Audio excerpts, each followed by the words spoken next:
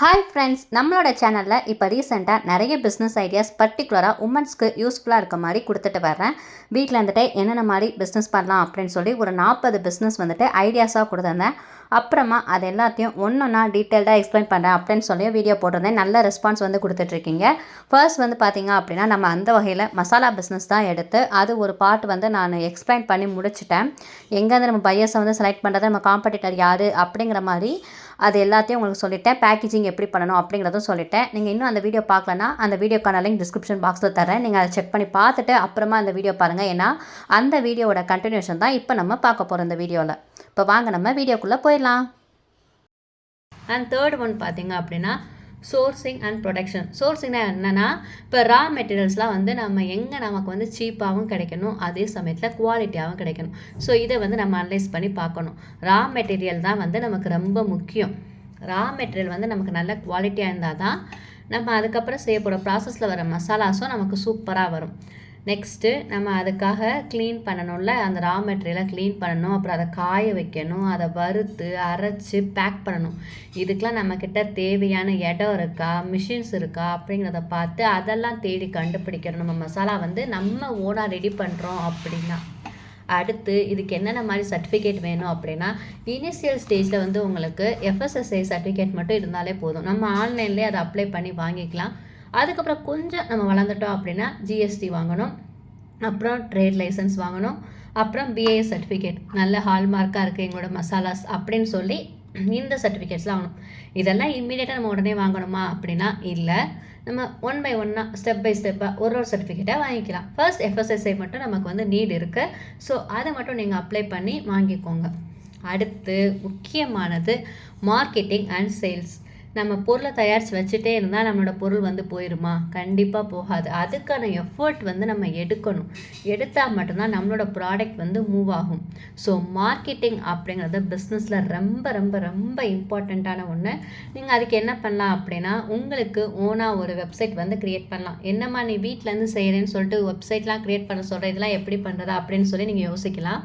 நான் வந்து இதை கொஞ்சம் பெரிய லெவலில் எடுத்துகிட்டு நீங்கள் பண்ண போகிறீங்க அப்படின்னா இந்த மாதிரி அதையும் சேர்த்து நான் சொல்கிறேன். இப்போ நீங்கள் வீட்டில் இருக்கீங்க, வீட்டில் இருந்துகிட்டே சின்ன சின்னதாக பண்ணுறீங்க அப்படின்னா சோசியல் மீடியாவில் வந்து நீங்கள் போஸ்ட் பண்ணலாம். உங்கள் வாட்ஸ்அப்பில் வந்துட்டு ஒரு குரூப் க்ரியேட் பண்ணி அதில் நீங்கள் சேல்ஸ் பண்ணலாம். இன்ஸ்டாவில் வந்து ஸ்டோரியாக போஸ்ட்டாக போடலாம். அதே மாதிரி FBயில் மார்க்கெட் ப்ளேஸ் இருக்குது, அதில் போடலாம். யூடியூப்பில் வீடியோஸாக போடலாம். இந்த மாதிரி நிறைய ஆப்ஷன்ஸ் வந்து நமக்கு சோசியல் மீடியாஸில் இருக்குது. ஸோ அதிலலாம் போட்டு நம்ம வந்து ஆர்டர் எடுக்கலாம். ஃபர்ஸ்ட் உங்கள் ஃப்ரெண்ட்ஸ் ஃபேமிலி மெம்பர்ஸ்குள்ளே ஆர்டர் எடுங்க. அப்புறம் கொஞ்சம் கொஞ்சமாக அவங்க ஃப்ரெண்ட்ஸ், அப்புறம் அவங்களோட ஃப்ரெண்ட்ஸ், அவங்க ஃபேமிலி மெம்பர்ஸ் அப்படின்னு சொல்லி கொஞ்சமாக நீங்கள் வந்து எக்ஸ்பேண்ட் பண்ணிகிட்டே போனீங்க அப்படின்னா உங்களோட சேல்ஸ் வந்து சூப்பராக க்ரோத் ஆகும். அடுத்து நம்மளோட மசாலாஸையோ இல்லை வேறு ஏதாவது ஒரு ப்ராடக்டையோ நம்ம வந்து மக்கள் மத்தியில் சீக்கிரத்தில் ரீச் பண்ண வைக்கணும் அப்படின்னா கண்டிப்பாக ஏதாவது ஒரு டிஸ்கவுண்ட் வந்து நம்ம கொடுத்தா தான் மக்கள் வந்து அதை வாங்குவாங்க. இப்போ நம்ம நல்ல குவாலிட்டியாகவே ஒரு பொருள் வச்சுருக்கோன்னே வச்சுக்கலாம். அவங்க பெரிய பெரிய ஃபேமஸான பிராண்டு தான் வந்து இவ்வளோ நாளாக யூஸ் பண்ணிகிட்டு இருப்பாங்க. ஸோ அவங்களுக்கு எல்லாமே வந்து கண்டிப்பாக அந்த பிராண்டு மட்டும் தான் நல்லாயிருக்கும், நம்ம இதே வாங்கிக்கோங்கிற தாட் ப்ராசஸ் வந்து இருக்கும். நம்ம அதை விட என்ன தான் குவாலிட்டியாகவே கொடுத்தாலும் மக்கள் மத்தியில் வந்து பார்த்திங்கன்னா அந்த பெரிய பெரிய பிராண்டு தான் வந்துட்டு நல்லாயிருக்கும் அப்படிங்கிற மைண்ட் செட் வந்து கண்டிப்பாக இருக்கும்.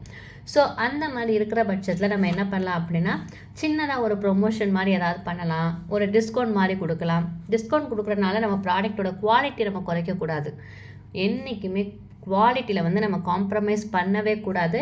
நமக்கும் அதில் லாஸ் ஆகாத மாதிரிக்கு நம்ம டிஸ்கவுண்ட் வந்து கொடுக்கணும். ஏன்னா ஒன்ஸ் வந்துட்டு நம்மளோட ப்ராடக்ட் அவங்க வாங்கிட்டாங்க அப்படின்னா அவங்களுக்கு பிடிச்சிரும். ஏன்னா பெரிய பெரிய மார்க்கெட்டில் இருக்கிற ப்ராடக்ட்ஸ் எல்லாமே பார்த்திங்கன்னா கமர்ஷியலாக பண்ணுறாங்க. நம்ம வந்து வீட்டில் பக்குவமாக பார்த்து ரெடி பண்ணுறோம். ஸோ கண்டிப்பாக அவங்க வீட்டில் அவங்க அரைச்சா எப்படி இருக்குமோ அந்த மாதிரி நம்ம அரைச்சி கொடுக்கும்போது திருப்பி நம்மக்கிட்ட நிறைய வாங்குவாங்க. ஸோ ஒன்ஸ் ஸ்டார்டிங்கில் நம்ம அவங்கள வாங்க வைக்கிறதுக்கு மட்டும் நிறைய டிஸ்கவுண்ட்ஸ் வந்து கொடுக்கலாம். ஸோ அது வந்து தப்பே கிடையாது. நான் இந்த ஸ்ட்ராட்டஜிலாம் வந்துட்டு நிறையவே ஃபாலோ பண்ணியிருக்கேன், சக்ஸஸும் ஆகியிருக்கு. நான் என்றைக்காவது டிஸ்கவுண்ட் போடுறீங்க அப்படின்னா கண்டிப்பாக வந்துட்டு அன்றைக்கி வாங்க ஆரம்பிப்பாங்க. அந்த மாதிரி வாங்கிட்டாங்கன்னா திருப்பி என்கிட்ட வாங்குறதுக்காக அவங்க வெயிட் பண்ண நாட்கள்லாம் நிறையவே இருந்திருக்கு எனக்கு. நான் வந்து அந்த டைமில் என்கிட்ட ஸ்டாக்கே இருக்காது. இருந்தாலும் நீங்கள் உங்களோட ப்ராடக்ட் எப்போ வரும், பர்டிகுலராக எங்களோட சில்லி பவுடருக்கு வந்து பார்த்திங்க அப்படின்னா எங்கள் அப்பார்ட்மெண்ட்டில் நிறையவே டிமாண்ட் இருக்குது. நான் சில்லி பவுடர் கொடுத்துட்டேன். அதுக்கப்புறம் ஊருக்கு வந்துட்டேன். ஒரு 1 வீக் வந்துட்டு ஊருக்கு வந்தனால என்னால் ப்ராடக்ட் வந்து கொடுக்க முடியல. திருப்பி நான் அவங்க கேட்டதே மறந்துட்டேன். இருந்தாலும் அவங்க உங்களோட மிளகாத்தூள் எப்போ வரும், நான் உங்களோட மிளகாத்தூளுக்காக வெயிட் பண்ணிட்டு இருக்கேன்னு சொல்லி அப்படிலாம் வாங்கினவங்க நிறைய பேர் நான் வந்து இருக்காங்க. இதுக்கு காரணம்னா ஃபர்ஸ்ட் நான் வந்து டிஸ்கவுண்ட் ரேட்டில் வந்து கொடுத்தேன் ஒரு 2 டேஸ். அப்போ அந்த டயத்தில் வந்து வாங்கினவங்களுக்கு பிடிச்சு போயிட்டு, இப்போ எனக்கு வேறு எந்த மிளகாத்தூள் வாங்கினாலும் செட் ஆக மாட்டேங்குது, உங்கள் மிளகாத்தூள் செட் ஆயிடுச்சு அப்படின்னு சொல்லியிருக்காங்க. ஸோ இந்த ட்ரிக்ஸ்லாம் வந்து நீங்கள் ஃபாலோ பண்ணி பாருங்கள்.